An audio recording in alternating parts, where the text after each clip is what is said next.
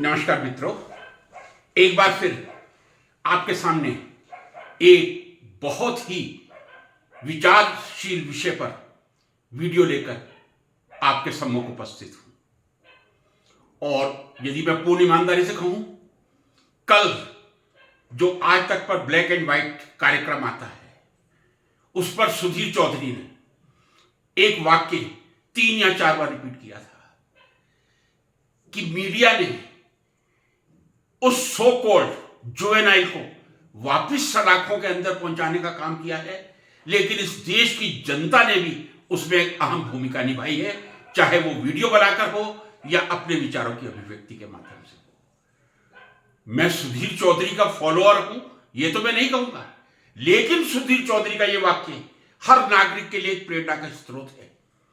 इस देश में जो कुछ हो रहा है, क्या हमारा उसे सरोकार है या नहीं, या मैं ये मान के बैठ जाऊं कि 140 करोड़ की जनता में मैं भी एक नागरिक हूं, मैं अपना वोट दे देता हूं और मैं अपने कर्तव्य की पूर्णता कर देता हूं। मुझे अपने काम में लगे रहना चाहिए।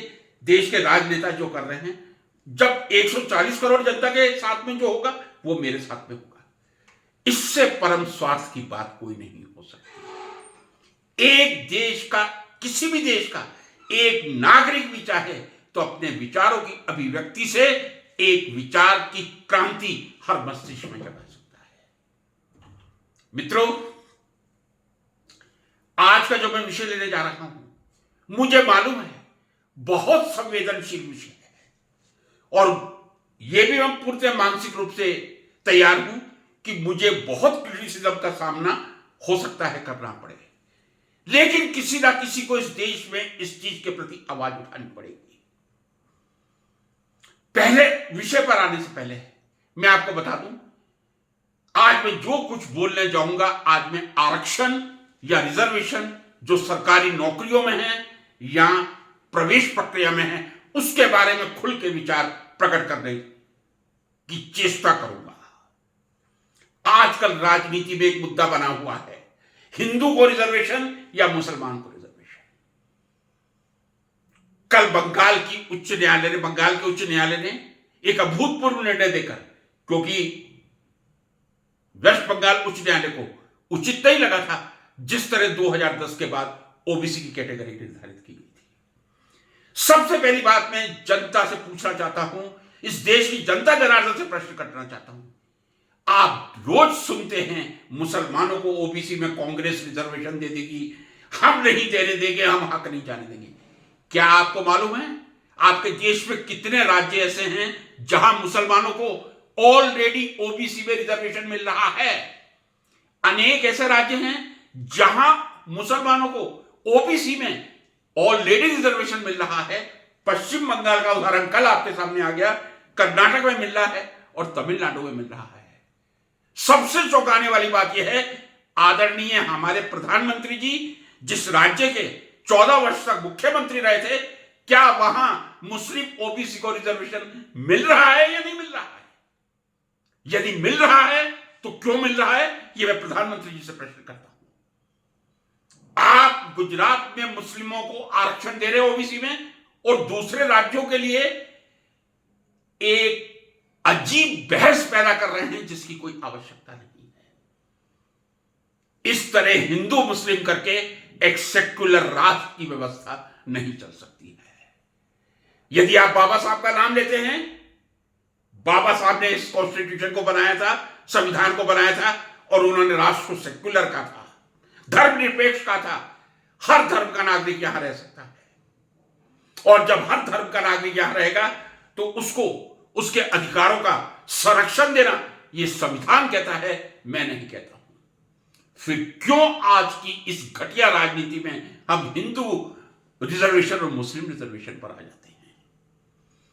मैं समझता हूं इस देश में सबसे ज्यादा इस समय एक वैचारिक क्रांति की जरूरी है।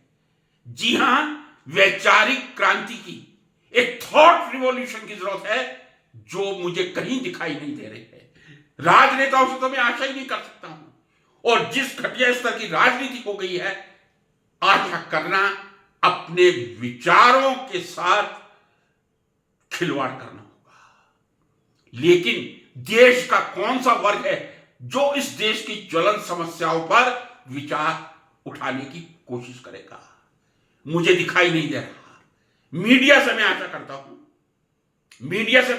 हूं कि वो इस तरह के मुद्दों पर भी जरा चर्चा करवाए ना।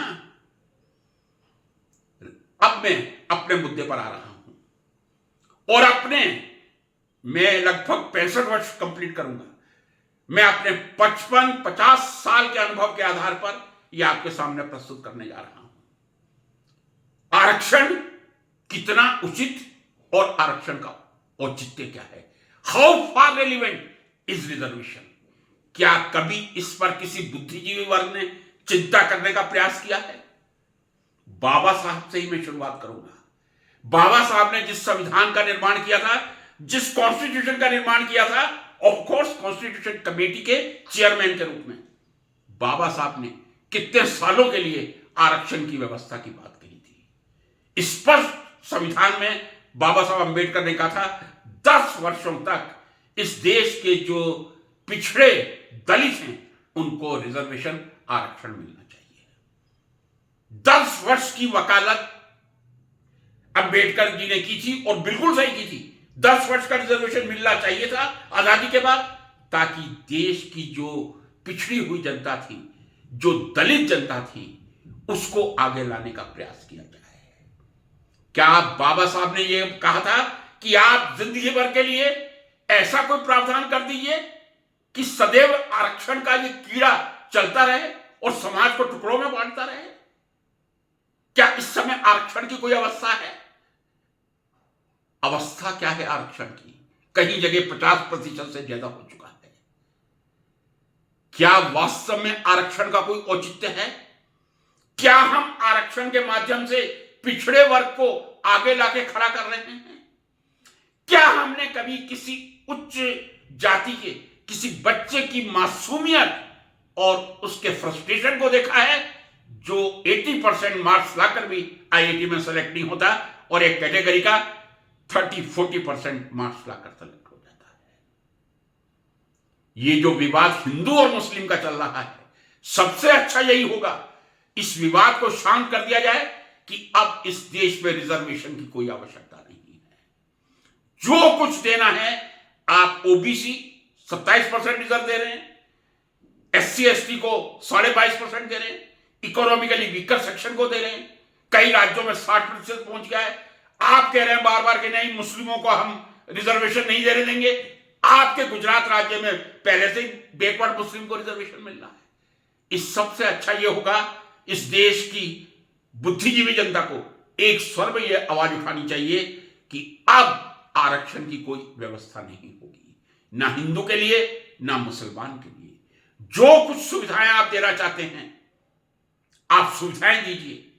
आप उनके लिए एक्स्ट्रा कोचिंग इंस्टीट्यूट्स बनाइए, या जो एग्जिस्टिंग कोचिंग इंस्टीट्यूट में है वहां आप रिजर्वेशन की व्यवस्था कीजिए। यदि कोई कोचिंग इंस्टीट्यूट चल रहा है वहां 27% ओबीसी और 22% एससी एसटी का रिजर्वेशन कीजिए, उनको पढ़ाई में आगे लाइए। लेकिन जब वो कोचिंग बिल्कुल रिजर्वेशन के माध्यम से लें, लेकिन कोचिंग के बाद जब किसी भी प्रतियोगी परीक्षा में जाएं तब वो आत्मविश्वास के साथ कदम से कदम मिलाकर इस देश की सारी जनता के साथ आगे बढ़ सके। ये जो रिजर्वेशन का कीड़ा हिंदू मुस्लिम के बीच उठ रहा है, हिंदुओं के बीच भी इसने वेवनेस से कोई कम नहीं किया है। ये वोटों की राजनीति है। ईमानदारी से यदि पूछा जाए कितने प्रतिशत लोग ये चाहते हैं कि रिजर्वेशन होना चाहिए, क्या हमारे प्रधानमंत्री जी जो बार बार कहते हैं मैं पिछड़ा हूं, क्या रिजर्वेशन के माध्यम से प्रधानमंत्री बने? नहीं, शायद वो अपनी मेहनत से बने। यदि वो अपनी मेहनत से बने हैं तो वो पूरी जो पिछड़ी जाति हैं, ओबीसी हैं, उनको ये संदेश दे सकते हैं जिस तरह मैं प्रधानमंत्री बन के आया हूं, आप देश के प्रशासक बन सकते हैं, आप डॉक्टर बन सकते हैं, इंजीनियर बन सकते हैं। आरक्षण के नाम पर जो समाज बटा हुआ है, एक डर के वातावरण से किसी की आवाज नहीं उठ रही है और वो आवाज राजनेताओं से अपेक्षित नहीं हो सकती। इस देश के तथाकथित मुंह से निकला है, तथाकथित बुद्धिजीवी से होती है। वैसे बुद्धिजीवी जो होता है चाहे जो कुछ हो जाए, मैं अपनी बुद्धि से कमा के खा लूंगा, लेकिन सत्य के प्रति अड़ग रहूंगा, सत्य बात करूंगा, सत्य कितना भी कड़वा क्यों ना हो, मैं सत्य बोलूंगा। लेकिन उस साहस की कमी आज इस देश के बुद्धिजीवी में दिखाई दे रही है, इसीलिए मैंने तथाकथित शब्द यूज किया है। लेकिन देश के ऐसे प्रबुद्ध वर्ग को आगे आना होगा जो देश में एक मंथन करे, चिंतन करे कि 75 वर्ष के बाद क्या आरक्षण की आवश्यकता है।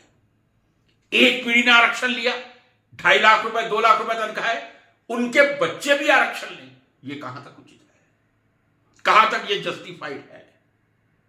और इतनी जटिलता है, यदि मैं ये बता दें आपके सामने जो प्रैक्टिकल एग्जाम्पल मेरे पास हैं, वीडियो बहुत लंबा चला जाएगा। लेकिन मैं देश की जनता से, देश के प्रबुद्ध वर्ग से एक निवेदन करता हूं कि वो इस बात को लेकर सामने आए, हिंदू मुस्लिम की कोई बात नहीं होगी, रिजर्वेशन की कोई बात नहीं होगी। जितनी सुविधाएं हैं हम अपने ओबीसी भाइयों को, अपने SC ST भाइयों को, अपने इकोनॉमिकली वीकर सेक्शन भाइयों को ज्यादा से ज्यादा सुविधाएं उपलब्ध करवाएंगे, कोचिंग में रिजर्वेशन देंगे, लेकिन किसी प्रतियोगी परीक्षा या प्रवेश प्रक्रिया में रिजर्वेशन नहीं होगा। मैं समझता हूं ये जो मेरा मैसेज है कटु जरूर होगा, लेकिन कृपया इसको ध्यानपूर्वक सुनिए। नमस्कार।